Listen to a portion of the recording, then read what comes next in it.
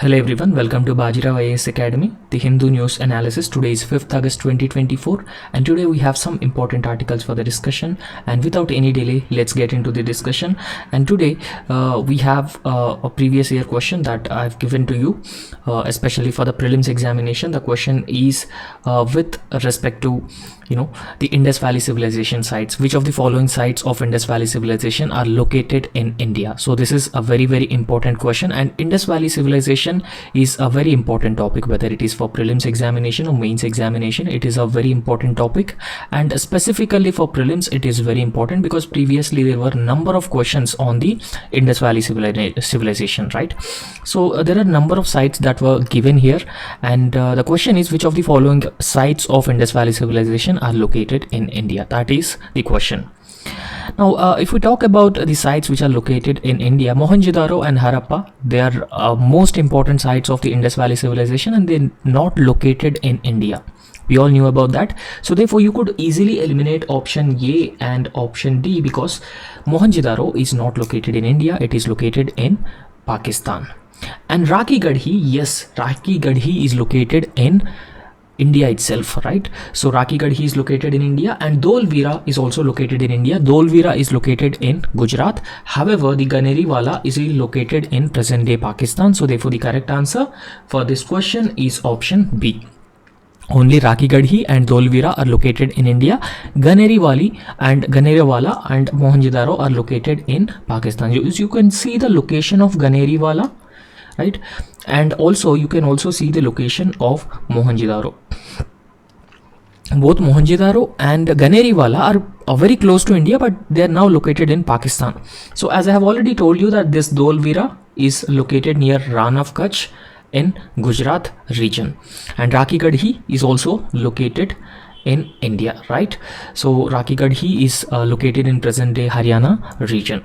So we actually go through all these Indus Valley sites. It is very important that what are the sites that are located in India and what are the sites that are located in Pakistan, and also try to identify the cities located on the major banks, right? So for example, when we talk about the Harappan river, it is Harappa as a city, it is located on the river of Ravi. So you try to identify all these major rivers and the location of these sites. And today one more polity practice question, that is consider the following statements. 103 Constitutional Amendment Act that was introduced 10% quota for the economically weaker sections or EWS, and at present members of the scheduled caste and scheduled tribe are also entitled to the economically weaker section quota. So this is the two statements, and which of the above statements are correct?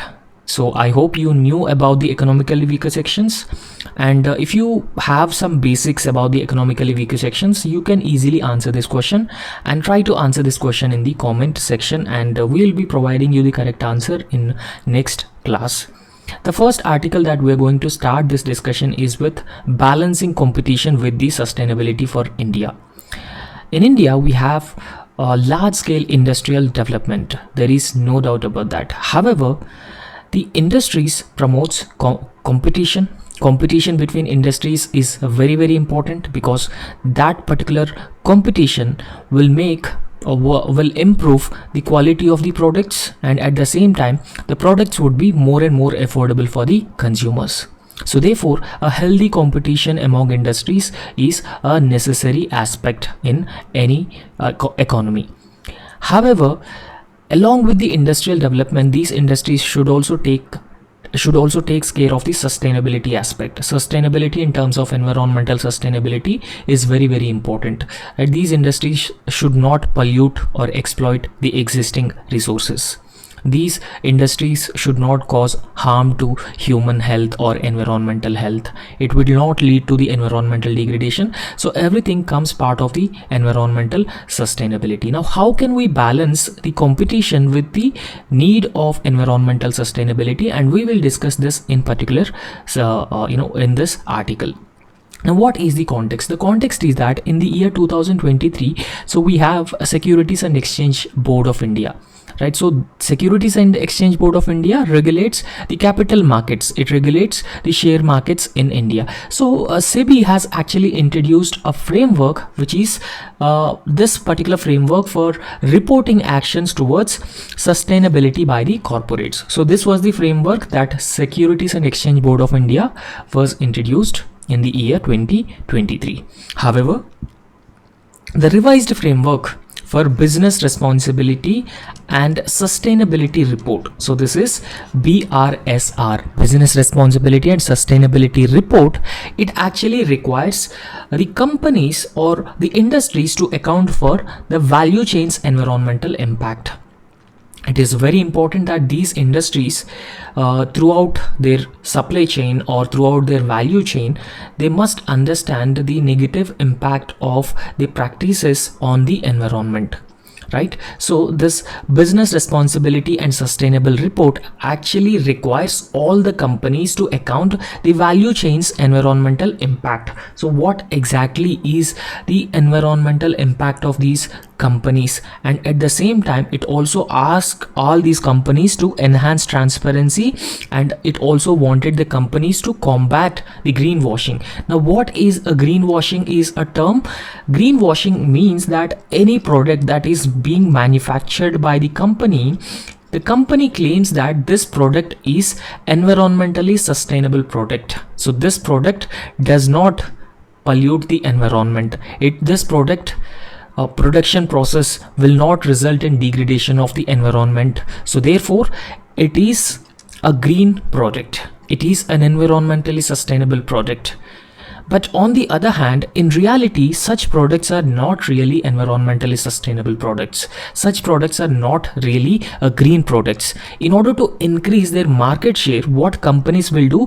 Companies just greenwash these products as environmentally sustainable products so that to increase their market share among the environmentally conscious consumers. So that is the greenwashing. So this particular report, business responsibility and sustainability report, also emphasizes on combating this practice of greenwashing so that it would ensure that the sustainability benefits would actually permeate through the value chain, and it is a very important for any economy. Now what are the major features of this business responsibility and sustainability report framework? So we have to understand the basic features and then we would proceed further based on this. The business responsibility and sustainability report, it actually having a core, and that builds upon the initial business responsibility and sustainability report, right? So the core of this is business responsibility, and at the same time making companies, whatever the products that they have been producing, they are producing it in a sustainable manner, and in fact it was introduced in the year 2021. And in fact this business responsibility and sustainability report core mandated that top 1000 companies, listed companies, right, so top 1000 listed companies in India disclose their environmental and social and governance performance across different areas. So that is ESG performance. Now what are these listed companies? Listed companies are those companies which are listed in the stock market, they are known as the listed companies. So these listed companies should disclose their environmental, social and governance performances. However, in the financial year 23-24, the business responsibility and sustainable report core actually mandates that there are 150 companies, and these 150 companies obtain the reasonable assurance on their environmental, social and governance disclosures. And in fact, the requirement from these particular companies in this financial year actually aims that to improve the credibility of reported data, whatever data that they are reporting about the ESG performance of those companies, and also make sure that these companies should not report their products as greenwashed products, and also ensuring companies to provide a reliable and authentic information about their sustainability practices. So only then we will be able to understand the correct impact of the value chain of an industry over the environment, right? So over the environmental sustainability. However, there are 9 environmental, social and governance attributes. Now what are those 9 ESG attributes? In fact, the overall framework of business responsibility and sustainability report actually revolves or structured around 9 critical ESG attributes. So these 9 critical ESG attributes actually including emissions, water usage, energy conservation, employee well-being. So these are the core. Okay, so employee well-being, water conservation, water usages and greenhouse gas emissions and even energy consumption. So these are, we can say that, most important components. So when we talk about the degradation of the environment and polluting the existing natural resources. However, for India to achieve its sustainability goals, so we have a lot of sustainability goals. Now, sustainability goals here means that whatever resources that we have with us, and those resources will be used in a responsible manner. The resources should not be exploited indiscriminately.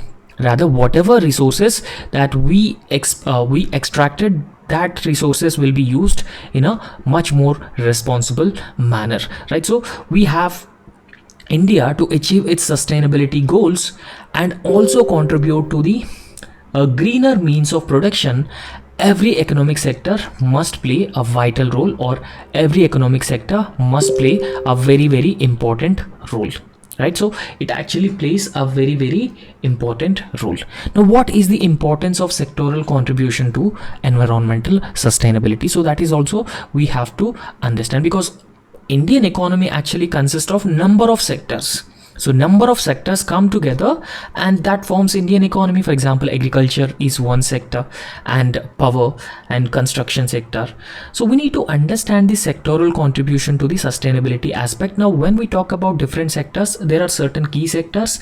They include agriculture is one of the sector, construction sector, power, manufacturing, transportation, tourism, and they are key sectors and very, very important sectors to make a green transition, or making a transition towards the greener economy. The greener economy in the sense that the economy which does not rely on fossil fuels, and at the same time the economy which uses renewable energy resources for its energy security, and at the same time the economy that wouldn't result in environmental degradation or pollution.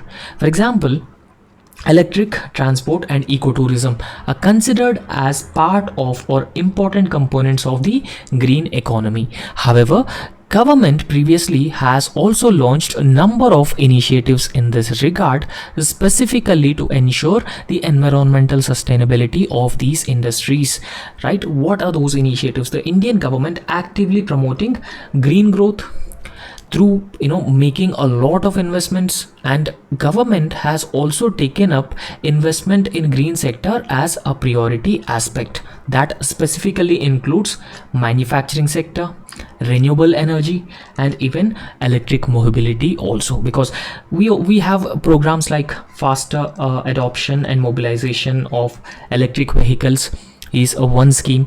And when we talk about the renewable energy, so we have a lot of ambitious programs to generate solar, wind energy, and even we also have national hydrogen mission also, national biofuel policy also. So all these policies are essentially government's investments in the renewable energy sector, so that could reduce our dependence or reliance on the fossil fuels, and the government has been making a lot of investments in these different areas. And in fact, an allocation of 19,700 crore for the production of green hydrogen as part of the national hydrogen mission is also one of the crucial investment of the government. Now, when we specifically talk about the green energy generation, because green energy ensures energy security, and it is a renewable source of energy, and at the same time it would substantially reduces the government's dependent or country's dependence on the fossil fuels. So 85% of it we are just importing from other countries. So therefore it is very important that we need to produce a lot of fossil fuels. However, when we talk we have to produce a lot of renewable energy resources. However, when we talk about this, Indian government has already set an ambitious target of substantially increasing the non-fossil energy capacity to 500 gigawatts by 2030. So the government of India, as part of the Panchamrita commitments made by Prime Minister Narendra Modi in his Glasgow summit, or in his Glasgow speech, has announced 5 different promises from the Indian side. They are known as Panchamrita. So one such goal was increasing the non-fossil fuel energy capacity by 500 gigawatt by 2030, and we also wanted to become we also wanted to achieve the target of net zero. We wanted to become the net zero by 2070, and also we wanted to meet 50% of our energy requirements from the renewable energy resources by 2030, and we also wanted to reduce the total projected carbon emissions by 1 billion ton from now till 2030, and reduce the carbon intensity of its economy by less than 45% by 2030. So these are some of the 5 goals on the part of India, right? So apart from that, in order to make the value chains of different industries more and more sustainable, green manufacturing is very, very important, right? So when we talk about the manufacturing sector as a whole, we knew that it is a labor intensive sector, and in fact manufacturing sector has a lot of potential to boost GDP, boost exports, and it also creates gainful employment opportunities as well. However, the government as a whole focused on the manufacturing sector for the greening efforts, because the studies have been indicating that sustainable manufacturing practices, if we adopt these sustainable manufacturing practices, so they can lead to the substantial reduction in the greenhouse gases. So if it leads to the substantial reduction in the greenhouse gases, why don't we focus on the manufacturing sector? And that is the objective of the government. And for example, the zero defect and zero effect, or it is also known as ZED initiative, right? So in the manufacturing sector, there is a zero defect and zero effect initiative, or ZED initiative, and this initiative aims to create a more competitive, qualitative and clean manufacturing ecosystem in India, right? So essentially all these measures from the government aims at making the manufacturing sector more and more sustainable. The practices would not result in environmental degradation and creation of more and more pollution. Now what should be the way forward? So for this way forward, there are certain measures that has to be adopted in this context. So we need to ensure a more stricter enforcement of the business responsibility and sustainability report and BRSR core frameworks, right? So stricter enforcement is very, very important to combat practices like greenwashing and promote environmental sustainability in these Indian industries. And apart from that, we need to expand the scope to cover more and more companies and sectors beyond the 1,000 listed companies, because this business responsibility and sustainability report only covers top 1,000 listed companies. Rather, we need to expand the scope to the more and more listed companies in India. And apart from that, capacity building is another important area, and that has to be adequately focused. So in order to do that, we need to focus on providing training, and we need to give more and more resources to the companies. Especially the government should give more and more resources and more training, and that would result in capacity building of the companies and the workforce. Especially we need to focus on small and medium enterprises, so that we have to ultimately improve their environmental, sustainable and social and governance reporting capabilities, and also integrating sustainability into their core operation. So this should be the overall and ultimate goal of the government in the longer term, and that's how we could balance the competitiveness of the industries with the environmental sustainability. Now the next very, very important article is with respect to the Mahatma Gandhi National Rural Employment Guarantee Scheme, right? So the context is that Mahatma Gandhi National Rural Employment Guarantee Act, it is a legal guarantee of work for the every household 100 days in a every rural household 100 days in a year. Now, for instance, a rural household demands work from the government. He ready to work in a rural area. However, if the government failed to provide him work within 15 days, the government should pay the unemployment allowance to the job seeker or work seeker, right? So that is the unemployment Manrega allowance that the government gives to the job seeker if government failed to provide him show him the work within 15 days, right? So we'll talk about that briefly, and we'll also talk about what exactly is this Mahatma Gandhi National Rural Employment Guarantee Act, right? So recently what the government has done, so it is said that the government has gone against the key objectives of the Mahatma Gandhi National Rural Employment Guarantee Act, and only 90,000 rupees was released for different states in the year 2023-24 as a component of unemployment allowance, right?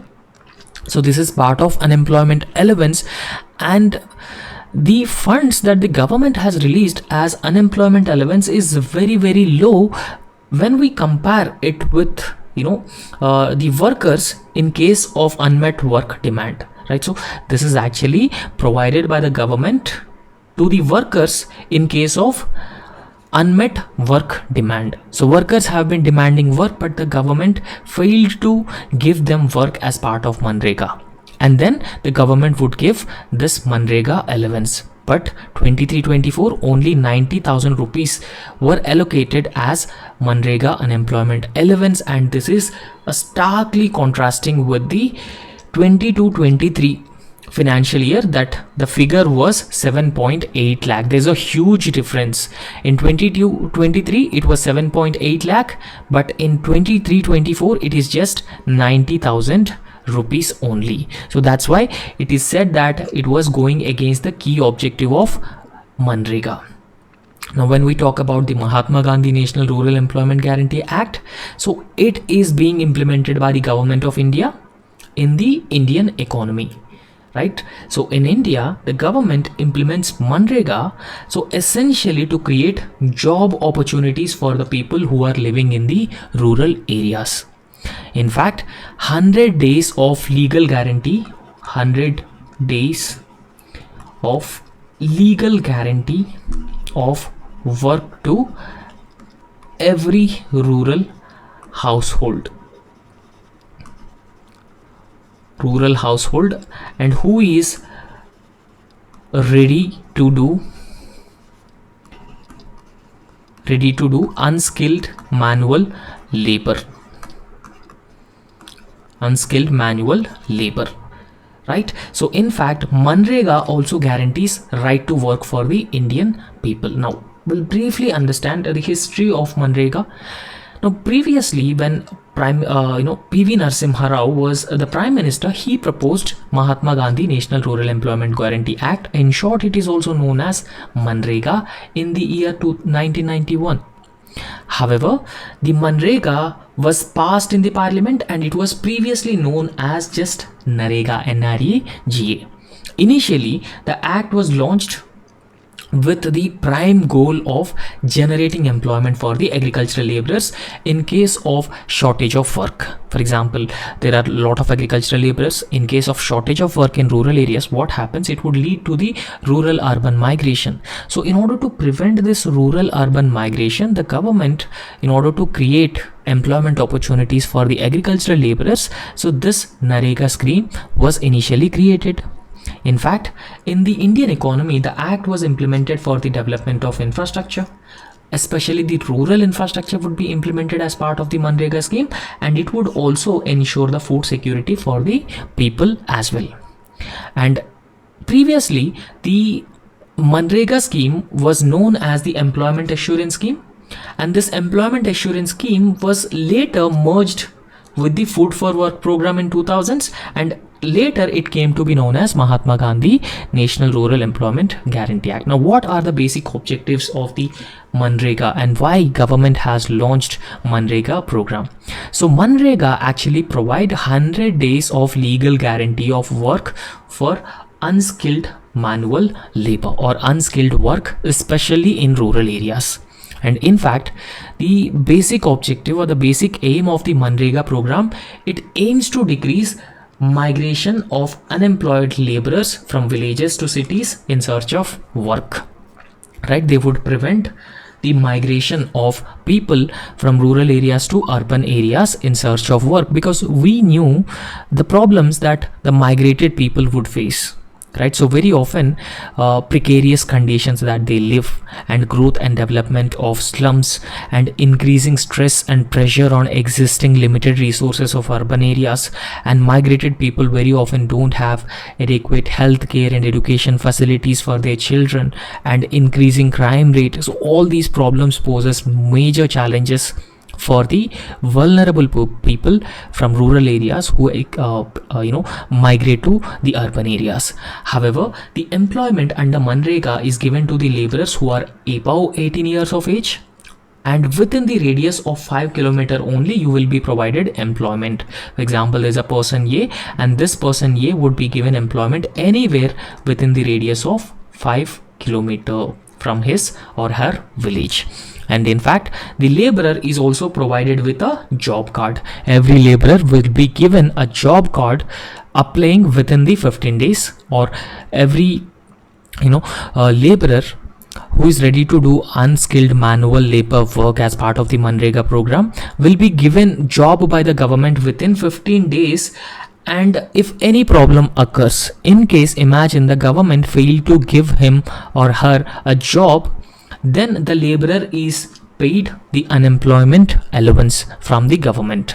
Right? So Manrega scheme specifically mandates that every rural household can seek employment under Manrega. In case the government failed to provide employment within 15 days, then the person who seeks employment will be eligible for the unemployment allowance. And that is the problem here. In 23-24, total just 90,000 rupees were released as unemployment allowance, compared to the previous year 22-23 it was around 7.6 lakh rupees. So that is the bone of contention in this issue. However, now what are the basic benefits of Manrega scheme? And we'll understand these benefits also, because Manrega as a scheme is very, very important in your social justice and governance part. So therefore we need to talk about this, and even General Studies paper 3 also, this is very important topic. It specifically promotes infrastructure development, right? So because the infrastructure would be either upgraded, improved, or created in rural areas, right? So therefore it promotes infrastructure development in rural areas, thereby facilitating proper utilization of otherwise unutilized or underutilized manpower resources in the rural areas of the country. Right? So the existing manpower either underutilized or unutilized, and this manpower can be used to improve infrastructure facilities, or it would lead to the infrastructure development in rural areas. And apart from that, it minimizes the wage volatility and even the gender gap in the labor, because Manrega scheme specifically mandates that 1/3 of the beneficiaries of the Manrega program should be women, so that it provides women an opportunity to become financially independent and self-reliant. So that's why Manrega specifically mandates that 1/3 of the beneficiaries of this scheme should be women. So therefore it plays a very important role in minimizing the gender pay gap in labor. So whenever a Manrega scheme is being implemented in these rural areas, it would arrest the rural urban migration, and it would also substantially increases the bargaining power of the laborers, agricultural laborers, and that's where the wages of these laborers would also be increased, and it would also contributes to economic empowerment for the rural households across the country. And in fact, it provides the greater level of social inclusivity to rural households, and that would further enriched by bringing even women and scheduled caste, scheduled tribes individuals under its overall ambit. However, Manrega program is not free from the challenges. It has also been facing number of problems. For example, corruption is one issue within the Manrega, right? So apart from corruption, mismanagement of funds is another problem, and the proper data about the work that is being done is not properly managed. So all these are certain problems, right? So state specific data, state governments are actually responsible for providing unemployment allowance based on their economic capacity, right? So however, Manrega is not free from the problems or challenges. So there are a number of problems. For example, challenges with respect to the proper implementation of the provisions of the Manrega program, either not providing 100 days of legal guarantee of work, so that is a problem. And if government fails to provide employment opportunities for the workers, within 15 days, the government has not been giving unemployment allowance as mandated by the Manrega Act, and wage rate is also very lesser compared to the market rate of wages. Wages are also comparatively lesser for the Manrega workers, and even very often delayed material costs and payments and delayed wages also, right? So delayed wage payments or delayed material cost of payments, and that is another problem. And inadequate budget allocation, and it is a bone of contention with respect to the Manrega program, because in recent budget also government significantly cut down total allocations for the Manrega program. And apart from that, there is a huge demand from the workers from rural areas that the 100 days of legal guarantee of work should be increased to 150 days of legal guarantee of work, and that has to be looked into. So the legal guarantee of work should be increased to 150 days instead of 100 days, so that it would play a very important role in arresting rural urban migration, right? So at any cost we need to slow down the rural urban migration and make sure that the rural masses engaged in the rural economy itself through various means. And apart from that, there is also insufficient completion of guaranteed employment days, and not even 100 days of work is being done, and that is another problem. And ghost beneficiaries, corruption, mismanagement of funds, so all are certain challenges within the Manrega program or Manrega scheme. However, the government has recently introduced the direct benefit transfer scheme, and even Aadhaar based attendance for the Manrega workers, to make sure that there is no duplication of works are being carried out, right? So whenever Aadhaar is being implemented, that would prevent the ghost beneficiaries in the Manrega scheme, right? And apart from that, there is a need to identify the stressed districts across the country, and in those stressed districts, the government should increase the number of work days from 100 days to 150 days, so that the workers from these stressed districts would get benefited from increased wage days, and minimum wages have to be increased, and there should not be any delay in the payments, and wage allowance should be compulsorily given to the workers in case the government failed to provide them employment within 15 days. So all these aspects have to be looked into very carefully. So next important article is about the so how can we prevent the problem of stubble burning in agriculture sector. Now generally in agriculture sector, what happens that there are two seasons, right? So excuse me, sorry. So there are two seasons, Kharif, Rabi and Jaid season also, right? So what has been happening in western UP, Haryana and Punjab, so wheat is grown as a Rabi crop, right?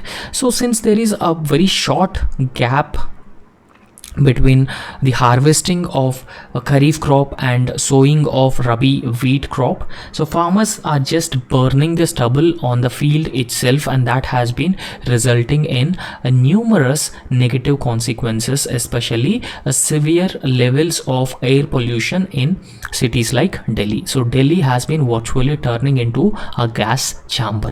However, how can we address this problem in a sustainable manner so that it would benefit the farmers?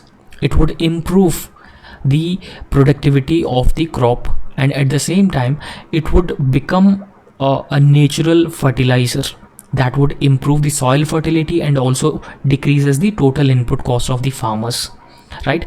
So, cultivating rice using less water and even not burning the leftover stubble after the farmers have been harvesting the rice and wheat without any plowing and land preparation. So it is actually has been a holy grail for agricultural scientists and policymakers, so who are concerned over the ecological footprint of two cereal grain crops.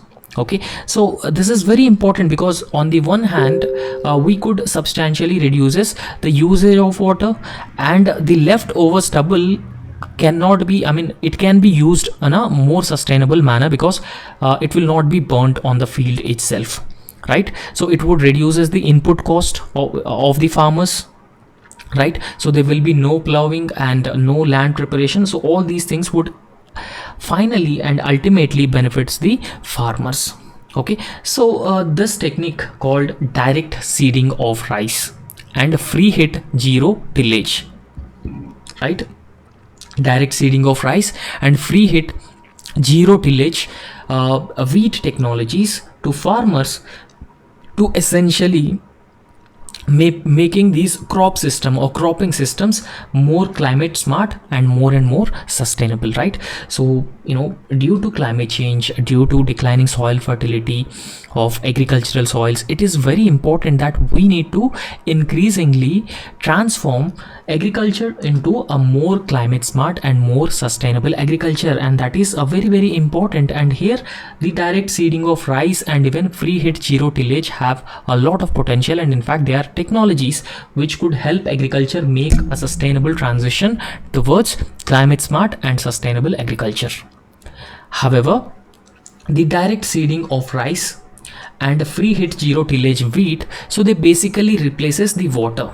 Okay, so there is not much water requirement in these two techniques, and it also replaces the repeated field plowings with a chemical herbicide. So plowing of the field is basically done to essentially ensure the proper aeration and also reduces the problem of the weed. But when we don't do these two things, it has to be replaced with the pesticide or chemical herbicide called imidacloprid to make care of or to take care of the weed, so there will be no weed problem in the agriculture. So this direct seeded rice actually dispenses with the need for any paddy nursery, puddling, transplanting and flooding of the field. So there is no requirement with respect to the direct seeded rice.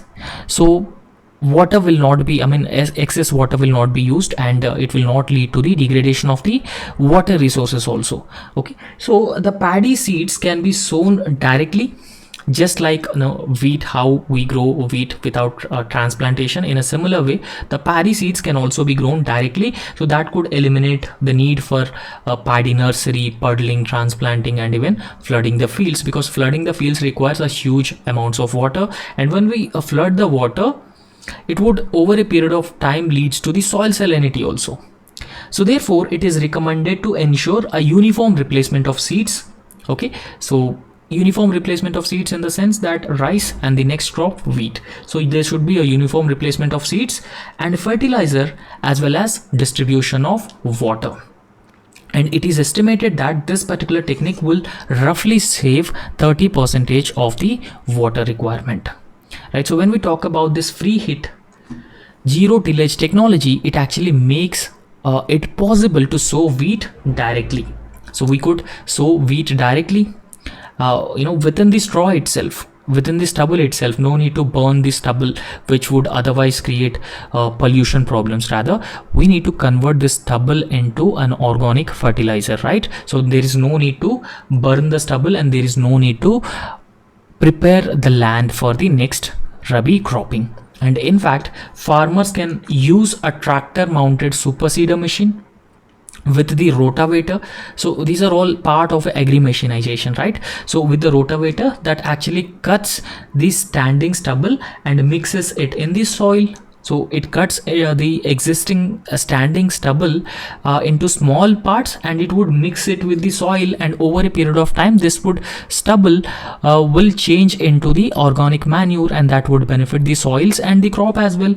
And they can also use the happy seeder without the rotavator, that only cuts and leaves the crop residue on the field, right? So sowing is done with no tillage. Rabi crop wheat sowing can be done without no tillage, and it could save a lot of money, and at the same time it would also save a lot of time.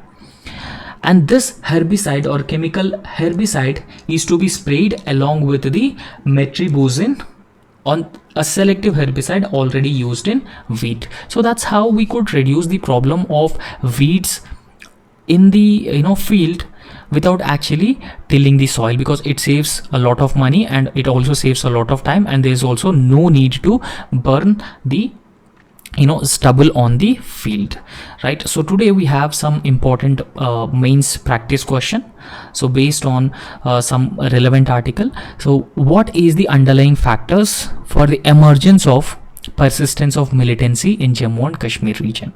In recent times, militancy has re-emerged. There were a number of incidents that have been increasing substantially, starting from the Riazi bus attack incident. There were a number of incidents, right? So we need to understand the factors, and we should also write the measures that have to be taken to reduce the militancy in Jammu and Kashmir. So that is basically the question that we are going to deal with today in this session. What should be the approach for this question? The approach for this question is, first you need to give a brief introduction on the militancy problem in Jammu and Kashmir, right? So give a brief introduction. So what exactly is this militancy problem? And then you need to write the underlying factors for the emergence and persistence of militancy in Jammu and Kashmir, right? So because it is the first part of the question, and then you have to write the factors, and in the second part you need to write some measures that need to be taken to curb militancy, and finally you need to conclude the answer emphasizing on the need for peace in Jammu and Kashmir. So as I've already told you, that give or briefly describe the problem of militancy in Jammu and Kashmir.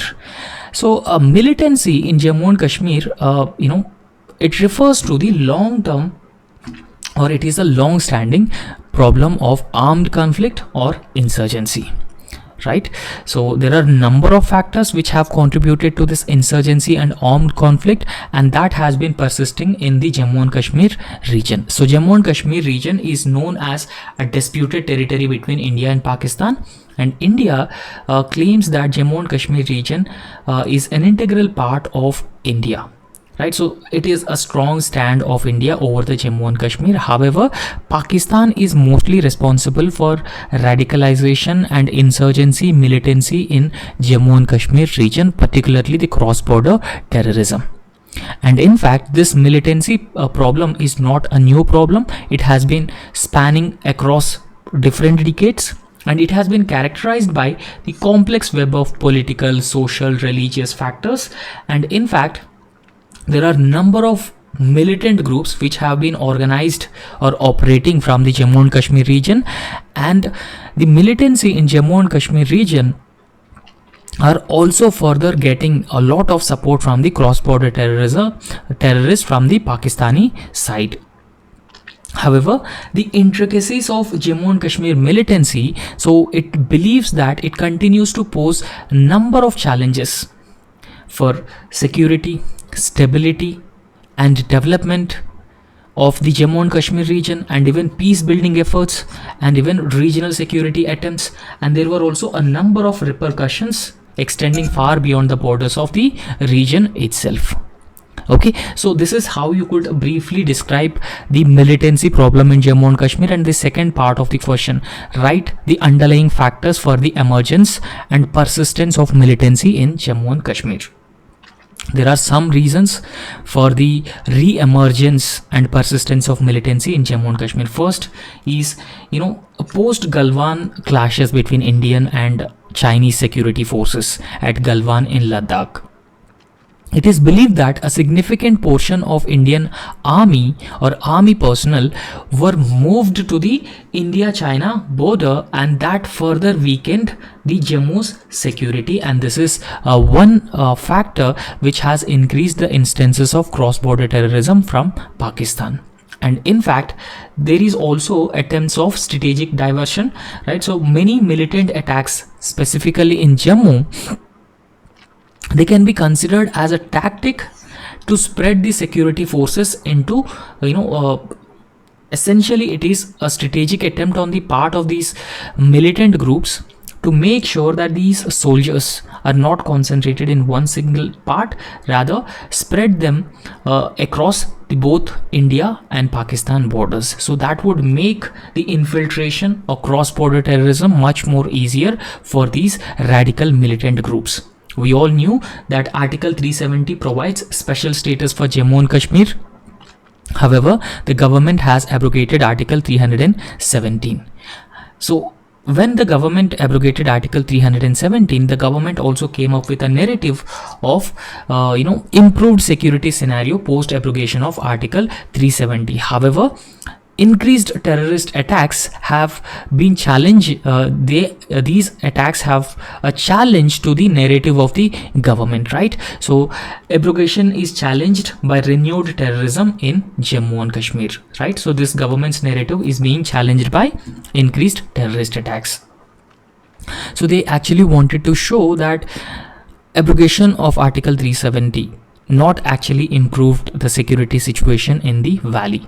And apart from that, there are certain communal tensions also, because the region's demography, there are also threats that the demography of the region would be changed, and that could lead to the communal unrest, and it would further destabilize the region as well. Infiltration, cross-border terrorism, so these things further revived the militancy and radicalization, and militancy and cross-border terrorism into Jammu and Kashmir are because of the Pakistan's support. Pakistan's state-sponsored terrorism is responsible for the militancy in Jammu and Kashmir, and they have been exploiting Jammu's challenging terrain and even the forest cover in Jammu and Kashmir. However, it is believed that these militant groups are also actively getting the support of the locals. Okay, so there is limited evidence of widespread local support for these terrorist groups. However, we cannot deny the connections between the terrorist groups and the locals who are living there, because there were connections with the younger generation, and they have been further strengthening to improve the intelligence flow as well.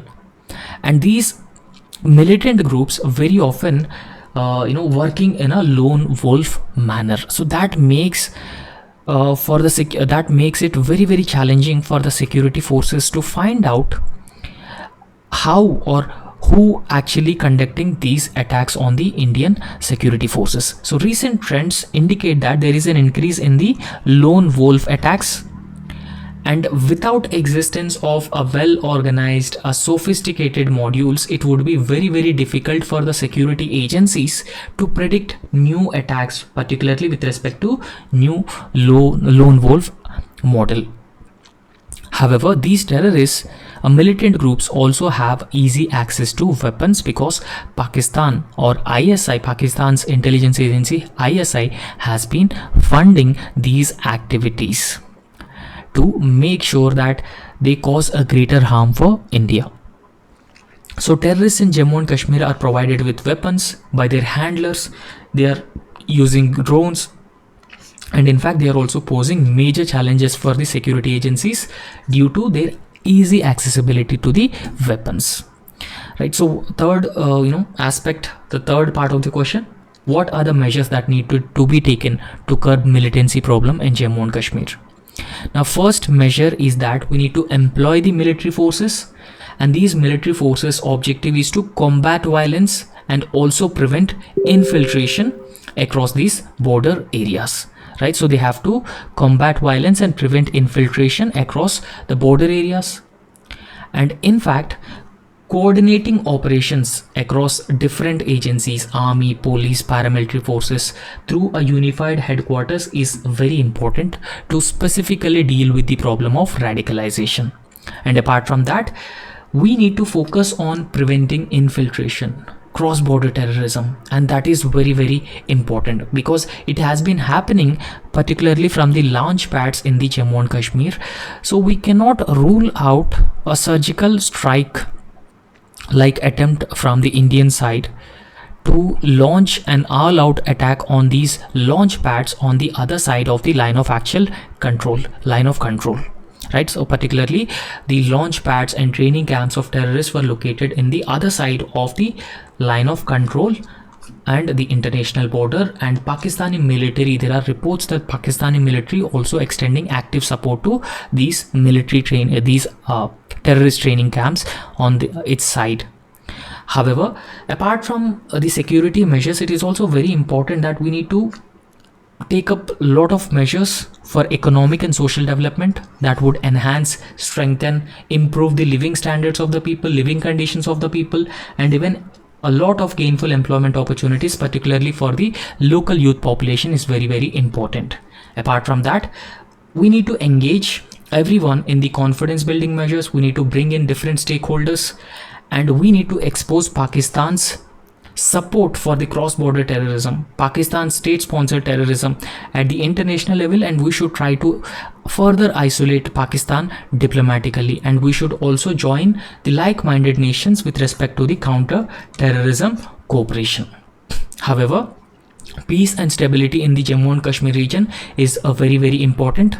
However, in order to achieve that, bridging a divide between Kashmir and the rest of India, it actually requires effective narratives and credible measures on the part of the government of India.